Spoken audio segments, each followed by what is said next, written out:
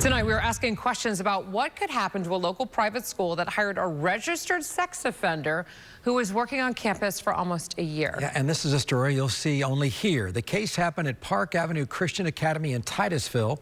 Our Giovanni Diaz first broke the story yesterday and found out today the school's headmaster has now resigned. I had personally seen him in the car line. This mother is talking about this man, 41-year-old Colby Ammons, a registered sex offender who was working at her son's school. It is a very serious situation, and I think it should still be handled very seriously. She doesn't want to show her face because she fears she could be retaliated against. Ammons from Merritt Island is registered with the National Sex Offender Registry and with the state of Florida.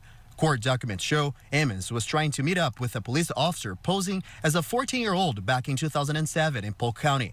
After a plea deal in 2008, he was sentenced to 60 months of probation. Another parent told us she knew the man. She even confronted the school's headmaster, Brian McKinney, about it. He said, I mean, come on, it's not even that big of an age difference. Okay. And I asked him, I said, you sat down and listened to his story. He said he was a reborn Christian man. Defense attorney Mark Nejame says the school should still ensure who they have working on campus, regardless if it's an employee or a contractor. And the school assumes the risk. If in fact they knew about it and they didn't tell the parents about it, parents had no choice what to do with their child or children that were in the school, in the private school, then that school clearly assumed the risk. And if, heaven forbid, that something happened to any of those children, the school should and would face great liability.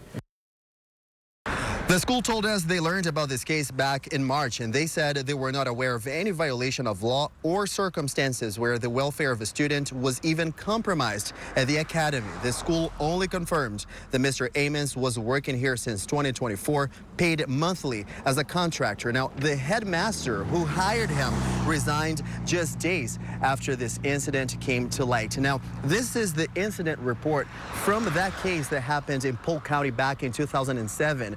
The details are all here about that conversation that Mr. Ammons had with the law enforcement officer at the time. The graphic details are available here on this report. If you'd like to see them, just go to WFTV.com. Reporting in Titusville, I'm Giovanni Diaz, WFTV Tonight. If you were out and about on the